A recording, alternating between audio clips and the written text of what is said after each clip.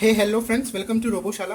दोस्तों, अगर आप अली एक्सप्रेस, बैंगवुड या गियर बेस से इंडिया में प्रोडक्ट को मंगाना चाहते हैं तो आप इस ट्यूटोरियल को आगे देखते रहिए। इस ट्यूटोरियल में आपके सबके डाउट्स क्लियर करूंगा कि क्या कस्टम चार्जेस देने पड़ते हैं, कितनी टाइम लगती है डिलीवरी आने में, और किन किन प्रोडक्ट्स को है जिन्हें आप बिना किसी कस्टम के इशू के आप ऑर्डर कर सकते हैं। तो फ्रेंड्स, चलिए शुरुआत करते हैं।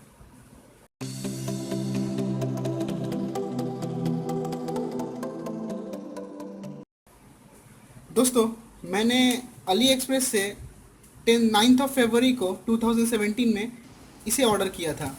तो ये मैंने एक जॉयस्टिक मंगाया है जो कि फ्रीड्यूनो है, जो आर्डुइनो के ऊपर एज अ शील्ड की तरह जाता है, और इसमें आपके पास बटन, जॉयस्टिक्स वगैरह हैं। तो इसे मैंने अली एक्सप्रेस के स्टैंडर्ड शिपिंग के अंदर मंगाया। तो उन्होंने प्रॉमिस किया था कि ये 15 to 28 डेज़ के अंदर मेरे यहाँ डिलीवर हो जाएगा, पर ये 2 अप्रैल को डिलीवर्ड हुआ मेरे पास, यानी लगभग 50 दिन, 50 डेज़ लगा इसे आने में।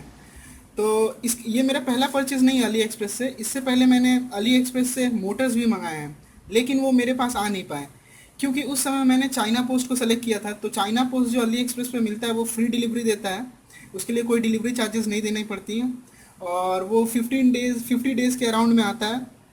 प्लस उसमें आपको ट्रैकिंग की फैसिलिटी नहीं मिलती है। तो वो 15 डेज़ लिखता है, लेकिन उससे ज़्यादा दिन भी लग सकता है। मैंने 90 डेज़ तक वेट किया, फिर बाद में मैंने डिस्प्यूट ओपन किया। अली एक्सप्रेस में ये आपको सुविधा मिलती है कि अगर आपका प्रोडक्ट 60 डेज़ में नहीं आता है आपके पास, तो आप क्लेम कर सकते हैं। तो मैंने क्लेम किया और मुझे मेरा पैसा रिफ़ंड हो गया। तो दोस्तों, मैं अगर इसकी बात करूं तो ये सबसे पहले मैंने चाइना से मंगाया, लेकिन अगर मैं इसको आपको यहाँ हटा के दिखाऊं तो सबसे पहले नीचे ये लेबल लगा हुआ था। तो ये सबसे पहले मलेशिया गया, ठीक है। फिर वहाँ से सुनियो लॉजिस्टिक जो है डिलीवरी पार्टनर उसका होगा, उसने इसे मुंबई सेंड किया, और मुंबई से ये कोलकाता आया, और कोलकाता से मेरे हाथ में। तो कोलकाता कस्टम में ये 4 दिन के करीब रहा, ठीक है। और अगर मैं बात करूँ इसकी डिलीवरी टाइम की, तो चाइना से निकलने में इसे सिर्फ 5 दिन ही लगे। जो ज़्यादातर टाइम लगा वो लगा मलेशिया से इसे यहाँ आने में, यानी मुंबई LCAO ऑफिस आने में। तो अब मैं आपको एक चीज़ दिखाता हूँ। जैसे मैंने इसे ऑर्डर किया है, ठीक है। अगर मैं यहाँ इसकी कंपोनेंट की बात करूँ तो आप देखिए, मैंने फोकस कर दिया, हाँ। तो यहाँ देखिए डिस्क्रिप्शन ऑफ कंटेंट में अदर इलेक्ट्रॉनिक्स कंपोनेंट, यानी कि ये हमारा जॉयस्टिक है कि क्या है, इसके बारे में कोई आपका डिस्क्रिप्शन ऊपर नहीं है।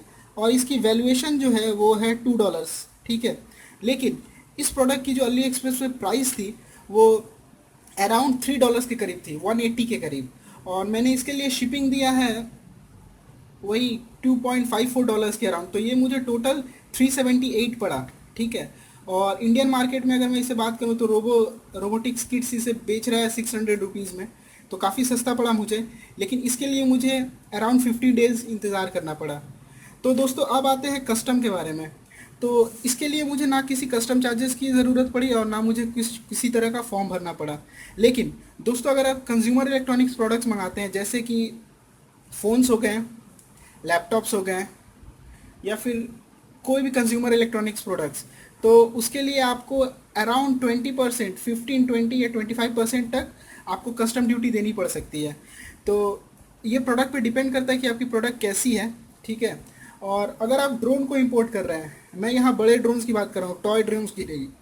टॉय ड्रोन्स आपको अली एक्सप्रेस में जो 300 के अंडर मिलती है, उसे आप एज अ टॉय इंपोर्ट कर सकते हैं, तो उसके लिए कोई इशू नहीं होगा। लेकिन अगर आप एक working toy, full assembled toy को अगर इंपोर्ट कर रहे हैं इंडिया में, तो आपको कस्टम में इश्यूज आ सकती हैं, क्योंकि वो जो हमारी गवर्नमेंट ऑफ इंडिया की एविएशन पॉलिसी है, उसके हिसाब से आपको डिक्लेयर करना होगा कि आप इसे क्यों मंगा रहे हैं, क्या पर्पस है इसका, ठीक है। तो बहुत इश्यूज़ है उसमें, तो मैं आपको रिक्वेस्ट करूँगा कि आप ना मंगाएं। लेकिन अगर आप BLDC मंगाना चाहते हैं, या फिर फ्रेम मंगाना चाहते हैं, या फिर प्रोपेलर्स मंगाना चाहते हैं, या फ्लाइट कंट्रोलर्स मंगाना चाहते हैं, क्वाडकॉप्टर से रिलेटेड जितने भी प्रोडक्ट्स मंगाना चाहते हैं एज एन पार्ट, तो आप उसे मंगा सकते हैं, ठीक है। और एक जो दिक्कत आती है इंपोर्ट करने में वो है लाइपो बैटरीज़। तो अगर आप अली एक्सप्रेस या फिर बैंगवुड का ऐप इस्तेमाल कर रहे हैं, तो आप जब भी उसे सेलेक्ट करेंगे तो वो वहाँ देगा कि cannot be delivered to India. तो हमारे कंट्री में उसे इंपोर्ट करना इलीगल है। आप कंज्यूमर मतलब नॉर्मली आप उसे नहीं ले सकते, इसलिए इलीगल जैसा नहीं है, क्योंकि वो अलाउड ही नहीं होता, क्योंकि एज एन एक्सप्लोसिव वो फट सकता है। ठीक है, तो आप लाइपो बैटरी को ना मंगाएं। तो दोस्तों ये रहा बात, कस्टम चार्जेस देने पड़ते हैं या नहीं देने पड़ते हैं।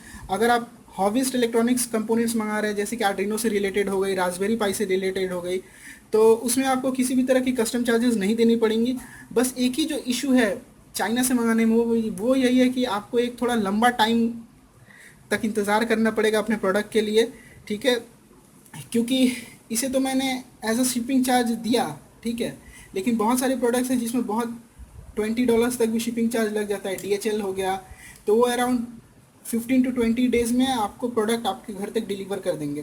तो अगर आप एक्स्ट्रा पैसा ही लगाना चाहते हैं तो आप इंडियन सेलर से ही ख़रीद लें, वरना अगर मैं बोलूँगा कि यार अगर आप इंतज़ार कर सकते हैं तो रुकें, पेशेंस रखें, आपका प्रोडक्ट जो है वो आपके पास ज़रूर पहुँच जाएगा। तो दोस्तों मैं आशा करता हूँ कि जो क्वेरीज़ होंगी आपकी वो इस वीडियो के बाद क्लियर हो गई होंगी। लेकिन अगर आपके पास और कोई क्वेरी है तो आप नीचे कमेंट सेक्शन में मुझसे पूछ सकते हैं। तो दोस्तों थैंक्स फॉर वॉचिंग। मेरे इस चैनल को लाइक कीजिए, सब्सक्राइब कीजिए और अपने फ्रेंड्स के संग शेयर कीजिए। Thank you.